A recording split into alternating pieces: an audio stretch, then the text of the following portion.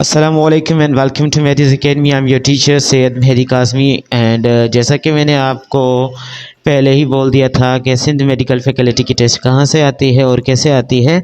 जो भी स्टूडेंट्स हमारी बैच में थे या जिन्होंने हमसे मटेरियल परचेज़ किया था और टेस्ट की तैयारी की थी, उनके लिए खुशखबरी है क्योंकि सारा पेपर जो है अल्हम्दुलिल्लाह उनको पढ़ाया गया था और सारे नोट्स जो उनको प्रोवाइड किए गए थे। तो आज की टेस्ट जो थी 17 नवंबर की, वो भी वहीं से आई है जो कि अभी 17 नवंबर यानी कि आज के दिन ही कंडक्ट की गई थी। तो आज जो है हम बायोलॉजी के एमसीक्यूज़ जो हैं आप यहाँ से देख सकते हैं कि कौन से आपने सही करके आए हैं और कौन से आप गलत करके आए हैं।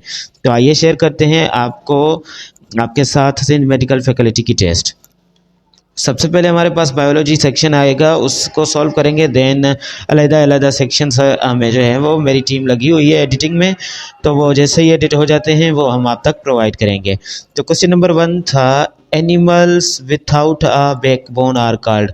वो एनिमल्स जिनके पास बैकबोन नहीं होता यानी कि रीढ़ की हड्डी नहीं होती, तो उनको इनवर्टिब्रेट्स कहा जाता है। विथआउट, अगर विथ है तो फिर वर्टिब्रेट्स कहलाएगा। एंड उसके बाद क्वेश्चन नंबर 2 था which cell part is called power house of the cell. Power house of the cell हम माइटोकॉन्ड्रिया को कहेंगे। वो मैंने रीज़न आपको पेड क्लासेस में बता दिया था कि इसको हम क्यों कहते हैं। आज हमारा मकसद जो है वो सिर्फ पेपर सॉल्व करना है, ठीक है, बिकॉज इट्स एनर्जी करेंसी, इसको एनर्जी करेंसी भी कहा जाता है। और ये एटीपी की फॉर्म में क्या बनाता है, ATP is known as energy currency. And हमारे पास माइटोकॉन्ड्रिया जो है वो है जो उसको हम कह सकते हैं कि this one is power house of the cell. तो आइए क्वेश्चन नंबर 3 की जानिब बढ़ेंगे। The rigid component of plant cell wall. अब प्लांट सेल वाल की बात हो रही है, जैसे कि सेल वाल की बात हो रही है। यहाँ पे तो सेल होता है और उसके ऊपर सेल मेम्ब्रेन, और इसके प्लांट और फंजाई और बैक्टीरिया के ऊपर एक और क्या होती है, लेयर होती है जो कि आउटर लेयर होती है। तो प्लांट सेल वाल रिजिड होता है। रिजिड का मतलब सख्त, ठीक है। तो किस चीज़ की वजह से, यहाँ पे सेल्यूलोज की वजह से, इसका आंसर सेल्यूलोज होगा। उसके बाद है the animal cells do not contain. अभी एनिमल सेल्स में कौन सी चीज़ नहीं होगी, नीचे हमने माइटोकॉन्ड्रिया तो एनिमल्स में पाया है, न्यूक्लियस भी होता है हमारे पास एंड साइटोप्लाज्म भी उनका होगा। तो एनिमल सेल में क्लोरोप्लास्ट नहीं पाया जाता, ये प्लांट सेल में पाया जाता है। Chloroplast is the right answer of this question, okay. उसके बाद हमारे पास नेक्स्ट क्वेश्चन आ जाता है जो कि कुछ इस तरह से है। Study of plant is called. दो स्टडी ऑफ प्लांट मैंने ये भी आपको पढ़ाया था कि study of plant is called botany, और ये वर्ड जो है वो वर्ड ब्यूटेन से निकाला गया है, ठीक है, वर्ड ब्यूटेन से निकाला गया है, ठीक है। ये पेपर कम्प्लीटली हम सोल्व करेंगे आज ही के दिन, शाम तक कंप्लीट लेक्चर्स आपको प्रोवाइड कर दिए जाएंगे, okay. The smallest unit in biological classification, तो ये भी हमने आपको पढ़ा दिया है पेड ग्रुप में और यूट्यूब के लेक्चर्स में भी। तो स्पीशीज़ आएगा यहाँ पे इसका correct answer. Study of cell, तो स्टडी ऑफ सेल को हम यहाँ पे साइटोलॉजी कहते हैं या फिर सेल बायोलॉजी, ठीक है। ये पुराने बुक्स में, आपके पुराने बुक्स में जो है वो अलग बताया गया था, यहाँ पे अलग है। तो यहाँ पे सेल बायोलॉजी इसका करेक्ट आंसर होगा। Cell biology will be the correct answer, okay, cell biology या साइटोलॉजी। उसके बाद है नेक्स्ट क्वेश्चन जो कि है question number 8, the study of blood is called. तो ब्लड को हम हीमा वर्ड, जब भी आप सुनो हीमा वर्ड सुनो तो इसका मतलब कि ब्लड से रिलेटेड है। तो 8 का ऑप्शन बी जो है वो करेक्ट होगा। और यहाँ पे ऑन्कोलॉजी एंड कार्डियोलॉजी ये सारे आप जानते हैं बाद में। हम आज का मकसद हमारा है सिर्फ पेपर को शेयर करना। तो हीमाटोलॉजी जो है correct answer. Total number of bones in human body is, तो ह्यूमन बॉडी में हमारे पास 206 होते हैं, और एक न्यू बॉर्न बेबी का अगर कहीं पे पूछा जाए तो वो 270 से लेके, काफ़ी बुक्स 270 से लिखते हैं और काफ़ी बुक्स जो हैं वो 300 तक पूरा लिखते हैं। मैंने ये दोनों पढ़े हुए हैं, तो आई वुड रिकमेंड दीज। और मोस्टली जो है 300 करेक्ट माना जाता है, 306 या 301 या 71। Blood volume is blood volume in the body is about, तो कितना होता है ब्लड वॉल्यूम हमारे पास? ब्लड वॉल्यूम हमारे पास 5 लीटर होता है। ये दरअसल 4 से 5 लीटर इसकी रैंडम अमाउंट मानते हैं हम लोग, लेकिन 5 जो है इसका करेक्ट 5 लीटर्स मान लें यहाँ पे, ठीक है। उसके बाद green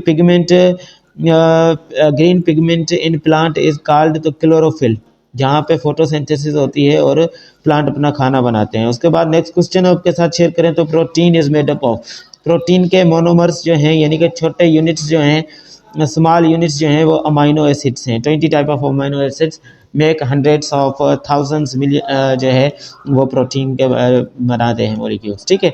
the main type of sugar in human body is glucose, तो यहाँ पे ग्लूकोज हमारी बॉडी में पाया जाता है। एंड लैक्टोज मिल्क शुगर को बोलते हैं।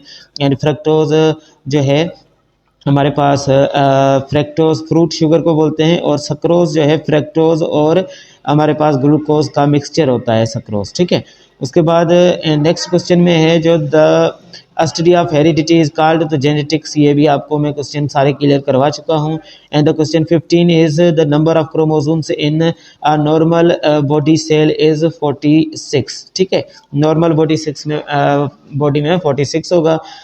सोमेटिक सेल्स जिनको कहेंगे, अगर सेक्स सेल की बात करें तो सेक्स सेल्स में ये 23 होगा, जैसे कि स्पर्म में और ओवा में ये 23 नंबर होते हैं।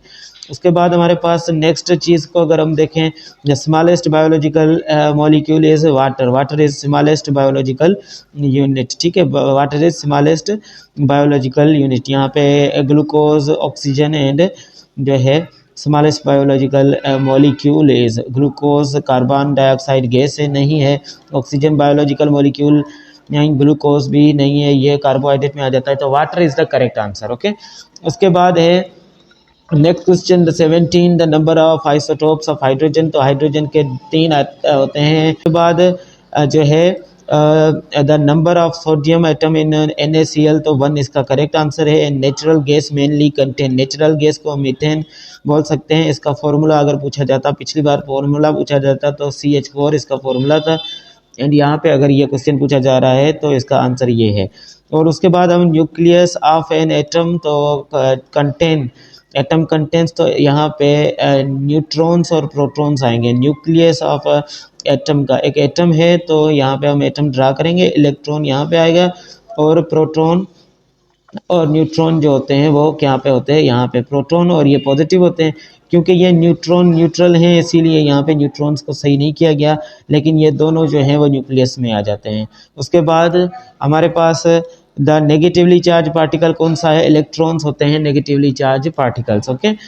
इलेक्ट्रॉन जो कि यहाँ पे मैंने ऊपर आपको समझा दिया है कि रिवॉल्व करते हैं और ये होते हैं नेगेटिवली चार्ज, ओके। उसके बाद which metal is released during electrolysis, electrolysis जब होती है तो इनमें से इलेक्ट्रोलाइसिस में कौन सा जो है वो मेटर रिलीज होता है, तो zinc is the correct, copper is the correct answer of this one, okay. And Majeed you can check as well, okay. And हमारे पास 2 major compounds of atmosphere are, major compounds atmosphere के हमारे पास वो हैं nitrogen and oxygen. Nitrogen आपको पता है कि ये मैंने आपको पढ़ाई थी 78% है, ठीक है, 78% है। और ऑक्सीजन जो है वो 21% है, जो कि लेवोजियर ने बताया था हमें, ठीक है। तो ये मेजर कंपोनेंट्स हैं, बाकी जो हैं वो छोटी अमाउंट में पाए जाते हैं। ऑर्गेनिक कंपाउंड्स मेनली कंटेन, अब ऑर्गेनिक कंपाउंड्स में मोस्टली हाइड्रोजन और कार्बन बॉन्ड होती है, लेकिन कार्बन का होना और हाइड्रोजन बॉन्ड होना लाजमी है, तो कार्बन और हाइड्रोजन यहाँ पे करेक्ट आंसर होगा।